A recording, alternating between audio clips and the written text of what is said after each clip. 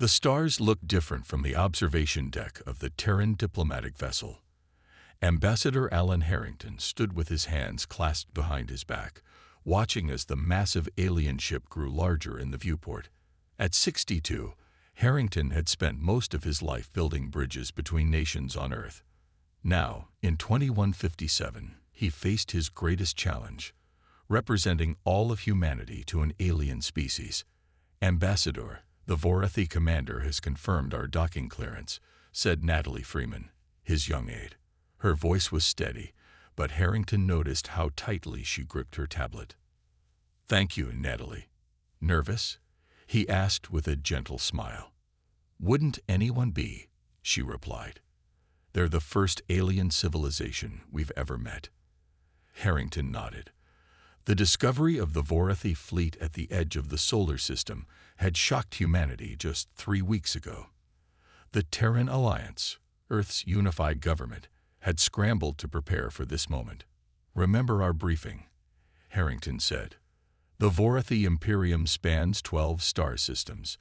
They'd been traveling between stars for centuries, while we're just taking our first steps beyond Mars. We need to show strength through dignity, not aggression." The ship shuddered slightly as it docked with the much larger Vorathi vessel. Captain Frank Miller approached them. "Ambassador, my security team is ready. I still think 6 guards is too few," the captain said, his face tight with concern. Harrington shook his head. "Too many armed personnel might send the wrong message. This is about trust." When the airlock opened, Harrington got his first real look at the aliens. The Vorathi stood nearly 7 feet tall with blue-gray skin that seemed to shimmer under the lights. Their 4 eyes, 2 large ones centered on their faces and 2 smaller ones near their temples, blinked at different times. Instead of hair, ridge-like crests ran from their foreheads to the backs of their necks. High Commander Sktal stepped forward, towering over the human delegation. His uniform sparkled with what looked like liquid metal.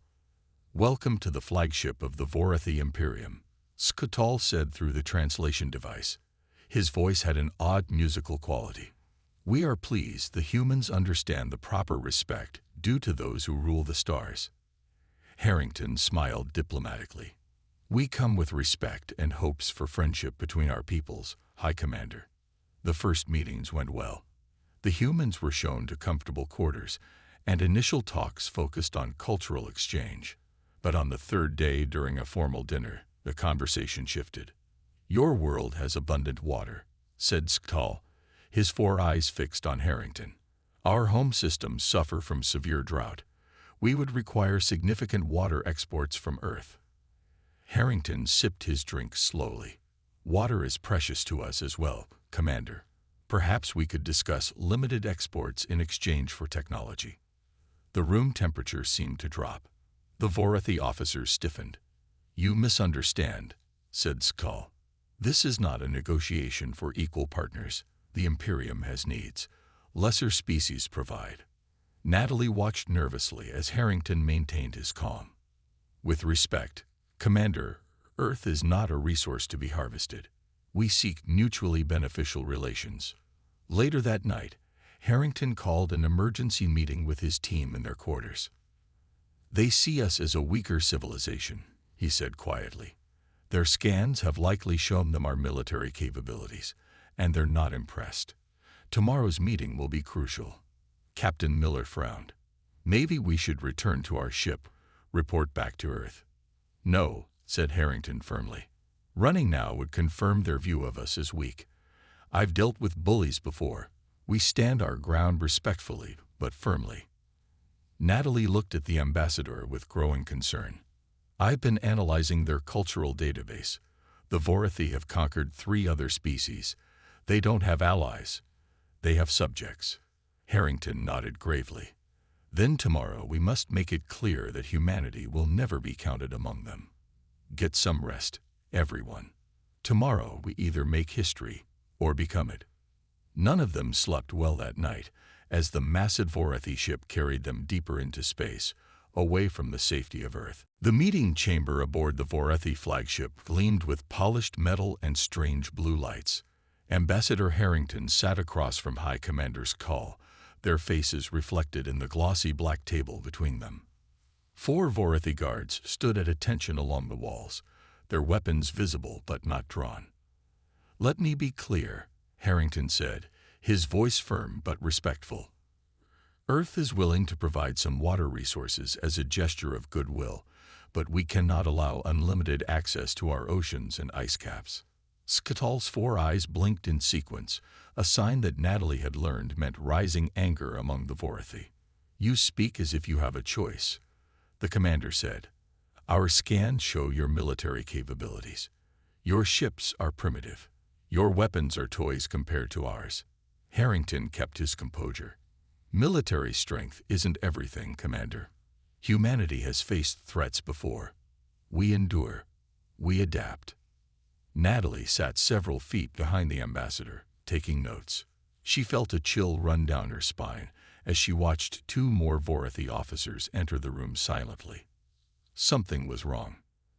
"You have been granted the honor of addressing the Imperium directly," Skatal said, rising slowly to his full height, "and you respond with defiance." Harrington stood as well, though he barely reached the alien's shoulder.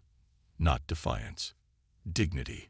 All species deserve respect, regardless of their technological advancement."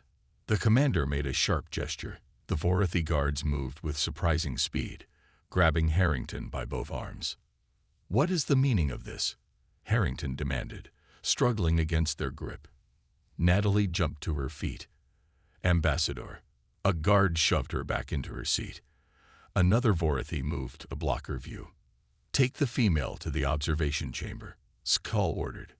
"She will witness the consequence of human arrogance." 2 guards dragged Natalie from the room despite her protests. They led her down a corridor to a small chamber with a large viewing window.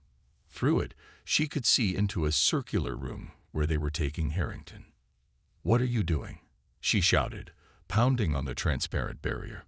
"This violates all diplomatic protocols." The Vorathi ignored her. In the circular chamber, they forced Harrington to his knees in the center of a strange metal platform.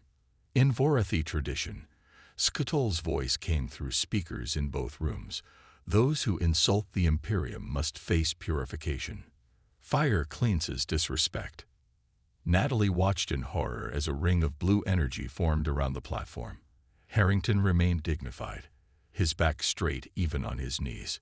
"Your actions will be remembered," Harrington said loudly, his voice carrying through the communication system.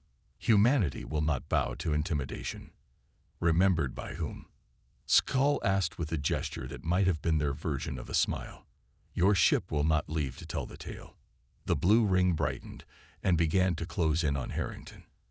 As it touched him, flames erupted across his body. Natalie screamed, tears streaming down her face as she watched the ambassador burn. Even in his final moments, Harrington never begged. In the chaos that followed, Natalie felt someone grab her arm. She turned, ready to fight, but found herself facing a smaller Vorathi wearing the insignia of a junior officer. Quickly, the alien said in a hushed tone, "Not all Vorathi agree with this barbarism. Your ship is about to be attacked. I can help you reach the escape pods." "Why would you help me?" Natalie asked, still in shock. "Because your ambassador spoke truth. All species deserve respect." The Vorathi officer looked around nervously. "My name is Meklorn. Remember it if you survive. Now come." They raced through service corridors, alarms blaring throughout the ship. An explosion rocked the vessel. The attack on the human ships had begun. "They're killing everyone," Natalie realized, clutching the data tablet that had recorded everything. "Yes," Meklorn said grimly. "The Imperium wants no witnesses, but they will fail." With Meklorn's help, Natalie reached a small transport vessel. As she boarded, the Vorathi pressed something into her hand. A data crystal. "Fleet positions. Defense codes. Use them well."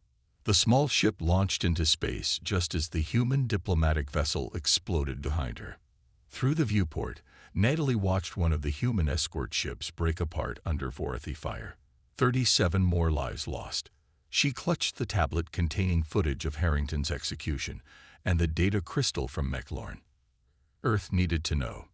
Earth needed to prepare. The Terran Alliance Emergency Council chamber was completely silent as the recording ended. On the large screen, the image of Ambassador Harrington engulfed in blue flames froze, his face still showing defiance even in his final moments. President Eliza Donovan stood at the head of the table, her face pale but composed. She had won the election just 8 months ago on promises of peaceful expansion into the solar system.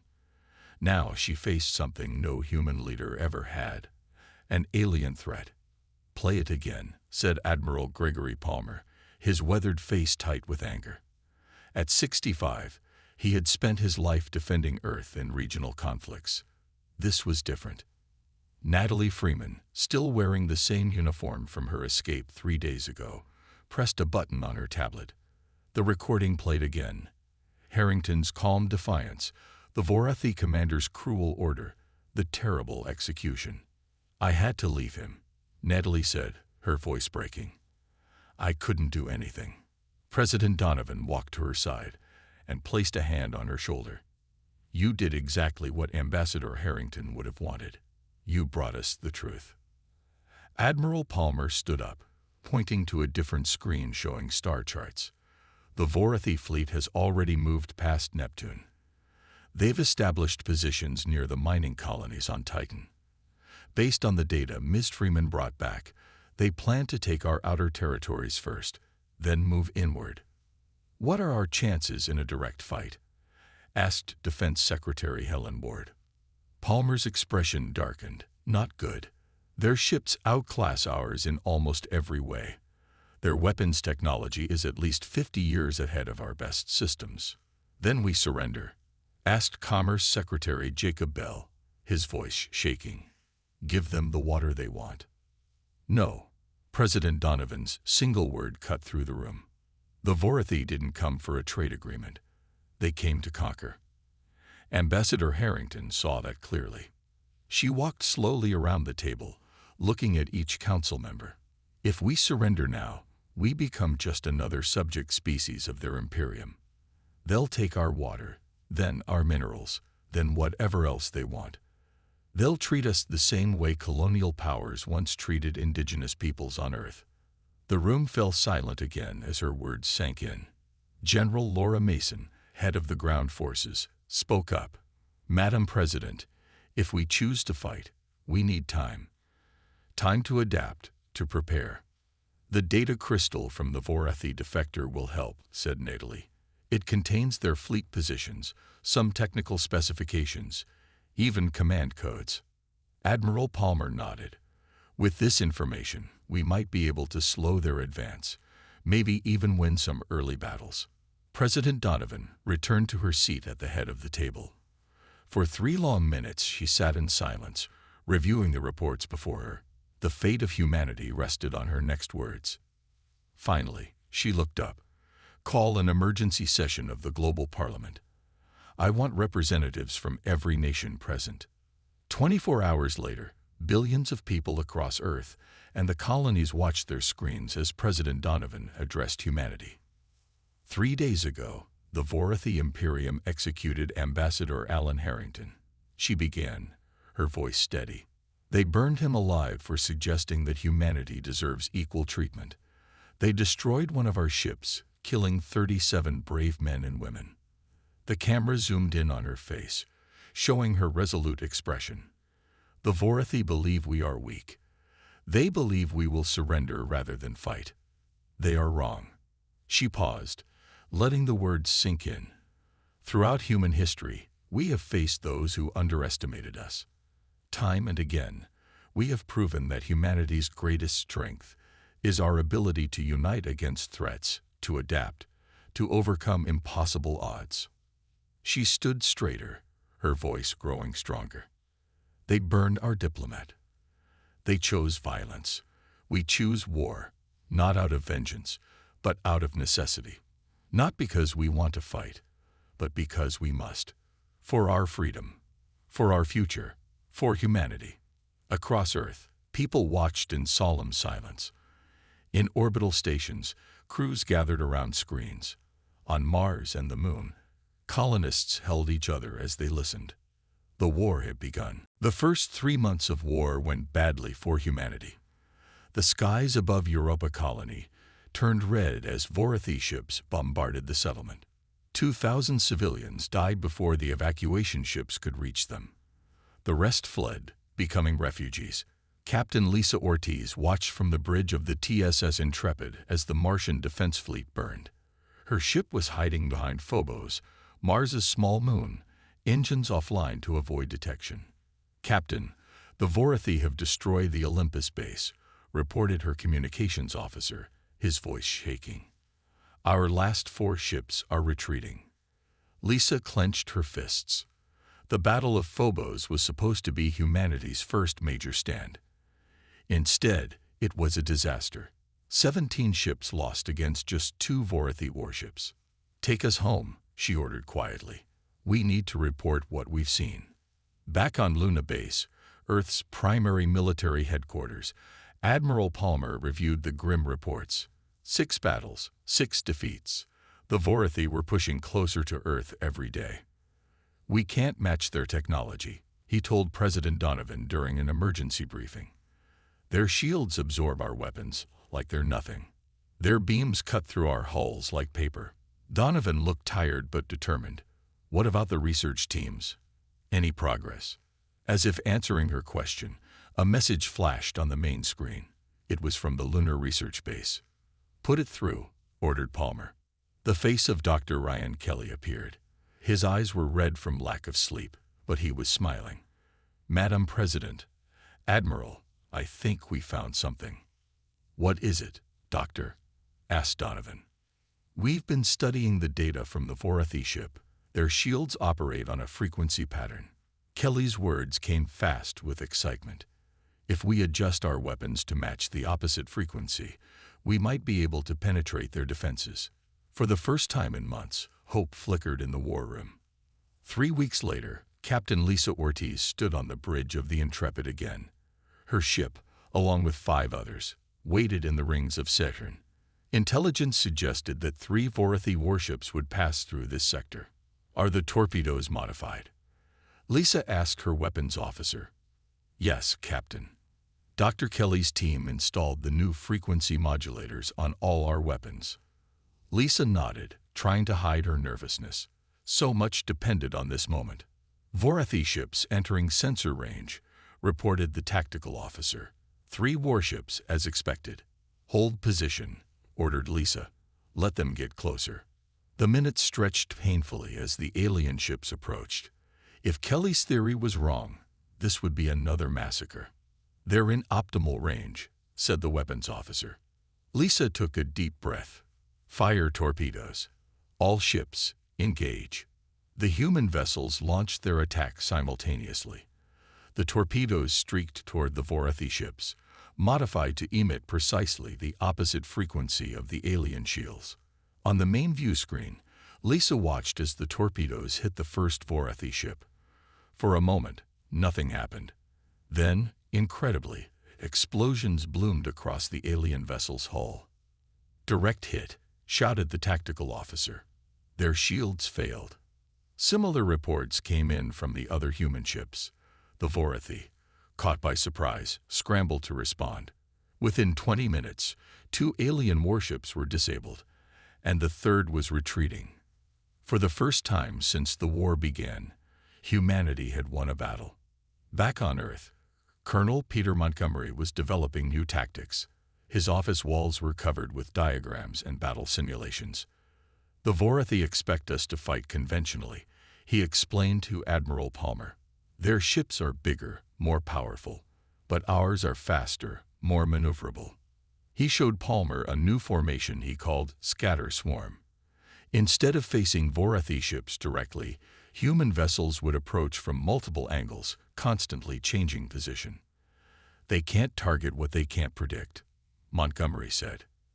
Admiral Palmer studied the simulation, watching as the virtual human ships darted around the slower Vorathi vessels. "This could work," he said finally, "but it will require perfect coordination. Our pilots train together, Montgomery replied. The Vorathi command structure is rigid, hierarchical. They wait for orders. We can adapt on the fly. As news of the victory at Saturn spread, humanity began to hope.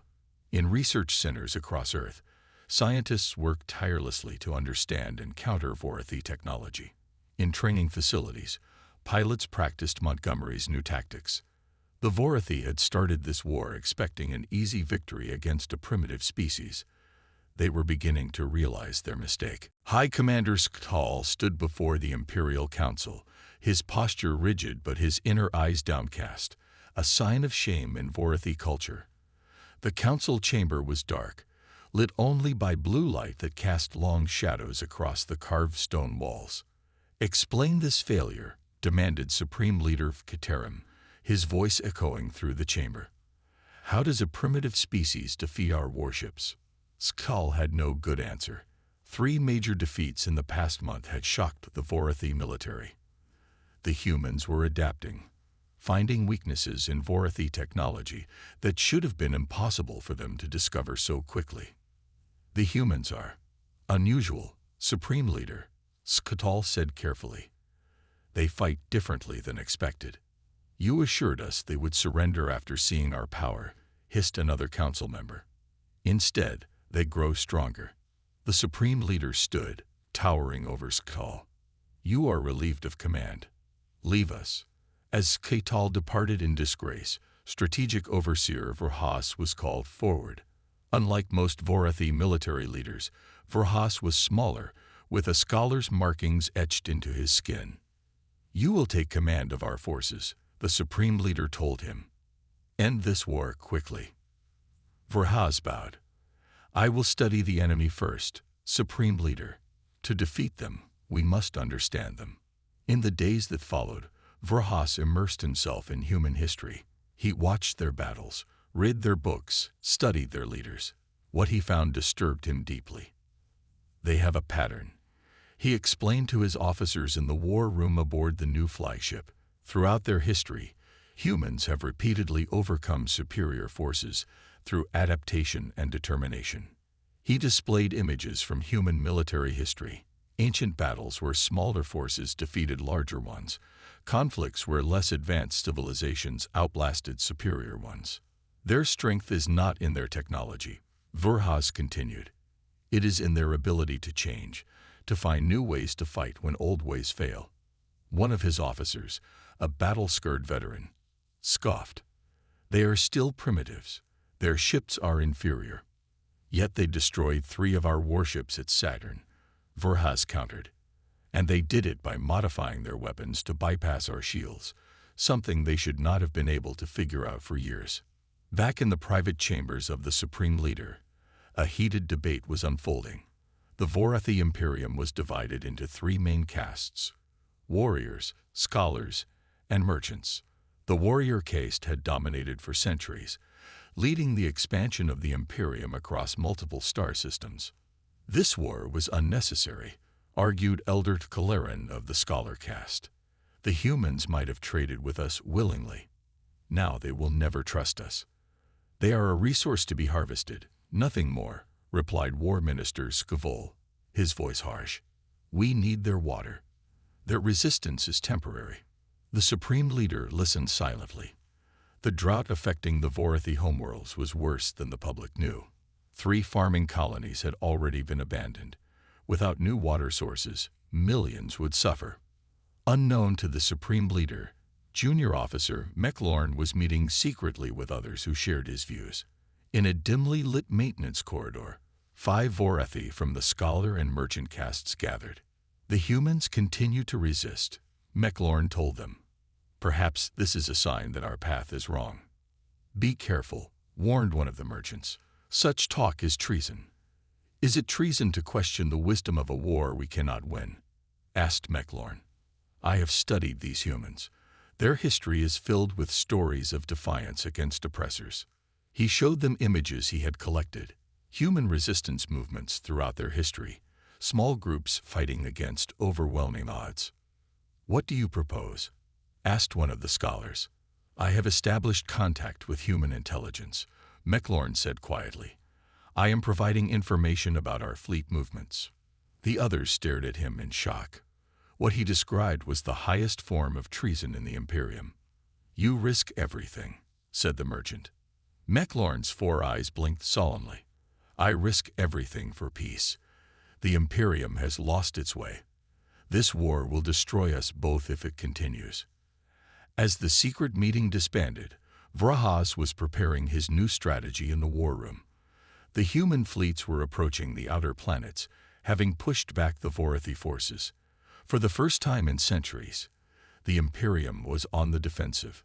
The war was entering a new phase. 2 years into the war, the map of the solar system in the Terran Alliance war room showed a very different picture than before. Human ships had pushed the Vorathi forces back beyond Mars. The blue markers representing human fleets now surrounded the red Vorathi positions near the outer planets. Captain Sharon Diaz stood before President Donovan and Admiral Palmer, her uniform crisp despite the long journey from the front lines. At 35, she had risen quickly through the ranks during the war, earning a reputation for bold but calculated risks.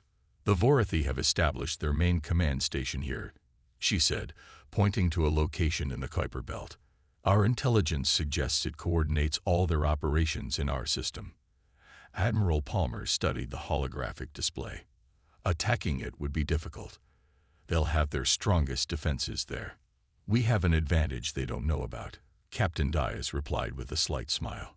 She nodded to a communications officer who activated a secure channel. The face that appeared on the screen wasn't human. It was Meklorn, the Vorathi officer who had helped Natalie Freeman escape 2 years earlier. My network has grown, Meklorn reported. There are now 27 of us inside the command station who believe this war is wrong. We can help you infiltrate it. President Donovan leaned forward. Can we trust him? Natalie Freeman, now serving as a special advisor on Vorathi affairs, nodded. His information has never been wrong. He's risked his life many times. The plan was formed over the next 3 days. A new human flagship, the TSS Vengeance, would lead the assault. Built using a combination of human innovation and adapted Vorathi technology, it was unlike any ship either species had seen before. We'll need volunteers, Admiral Palmer told the assembled officers. This mission has a low chance of success and a high chance of casualties. Every hand in the room went up. 2 weeks later, the Vengeance approached the outer edge of the Kuiper Belt, its experimental stealth systems hiding it from Vorathi sensors. On the bridge, Captain Diaz reviewed the mission one last time with her crew. Once Meklorn's team disables the outer defenses, we'll have exactly 12 minutes to dock and deploy our forces, she explained. Our goal is to capture their command systems and database intact, not destroy them. The hours ticked by slowly as they waited for Meklorn's signal. Finally, at 300 hours Earth time, a single burst transmission came through. Defenses down, path clear. Hurry. The Vengeance surged forward, its engines pushing to maximum power. As they approached the massive Vorathi command station, 2 enemy patrol ships spotted them and opened fire. Shields holding, reported the tactical officer as the ship shuddered under the assault. But they've called for reinforcements. Captain Diaz kept her eyes on the main viewer, watching as they closed in on the docking port Meklorn had marked. Stay on course. The ship rocked violently as a Vorathi beam struck their port side. 3 crew members were thrown from their stations. Direct hit, deck 4, someone shouted. Keep going, Diaz ordered calmly. When they finally docked, Diaz led the boarding team herself. They fought their way through the station's corridors, facing heavy resistance. Meklorn and his allies joined them, creating confusion among the Vorathi defenders who couldn't tell friend from foe. The final push to the command center cost them dearly. 12 human soldiers fell. Meklorn was badly wounded, but they succeeded. As the command center's doors slid open, Captain Diaz came face to face with strategic overseer Vrahas himself. To her surprise, he ordered his guards to stand down. This war has gone on long enough, Vrahas said, his voice weary. Too many have died on both sides. Within hours, the human team had secured the entire Vorathi database. What they found shocked them. Detailed scans of the Vorathi home systems showing severe drought conditions, dying crops, and water reserves at critical levels. They attacked us out of desperation, Natalie realized as she reviewed the data. They're dying. Captain Diaz contacted Earth with their findings and the location of the Vorathi homeworld. Now President Donovan faced the most important decision of the war, whether to press for total victory or offer peace to a desperate enemy. The next move would determine the future of both species. President Donovan stood at the window of her office, looking up at the stars. For 3 days, she had reviewed all the options with her advisors. The Terran Alliance now had the location of the Vorathi homeworld. They had technology that could bypass Vorathi defenses. They could win the war completely. What would Harrington do? She asked softly. Admiral Palmer and Natalie Freeman exchanged glances. The ambassador's death had started this conflict, but his life had been dedicated to understanding others. He would want us to demonstrate our strength, said Palmer, but not our cruelty. Natalie nodded. The Vorathi attacked us because they saw us as weak. To end this properly, we need to show we're strong enough to win, but wise enough not to destroy. A week later, 5 human ships led by the TSS Vengeance appeared in orbit around the Vorathi homeworld. Using technology adapted from Vorathi designs, they easily disabled the planet's defense systems. Instead of bombarding cities, however, the ships launched a single precision strike. Their target, the military headquarters where the Supreme Leader and War Council were meeting. The operation was so precise that only the command center was affected. When the dust settled, the entire Vorathi High Command found themselves surrounded by human soldiers in advanced battle suits. We could destroy your cities, Captain Diaz told them through her translator. We could take your worlds. Instead, we offer terms. The Supreme Leader's 4 eyes blinked in confusion. In Vorathi military history, the strong always crushed the weak completely. This show of restraint made no sense to them. 3 months later, President Donovan arrived personally to finalize the peace treaty. The ceremony took place in the same chamber where Ambassador Harrington had been executed 3 years earlier. The symbolism was lost on no one. Today marks a new beginning, Donovan said, her voice carrying through the large hall. Not as enemies, not as conquerors and conquered, but as 2 species sharing the same region of space. The terms of the treaty were firm but fair. Earth would provide technology to help the Vorathi with their water crisis, atmospheric processors that could extract water from gas giants, terraforming techniques to restore damaged worlds. In exchange, the Vorathi would pay reparations, withdraw from human territory, and open their borders for cultural exchange. We choose to help you, Donovan continued, not because we've forgotten what happened here, but because Ambassador Harrington would have wanted us to build understanding between our peoples. As part of the agreement, the Vorathi caste system began to change.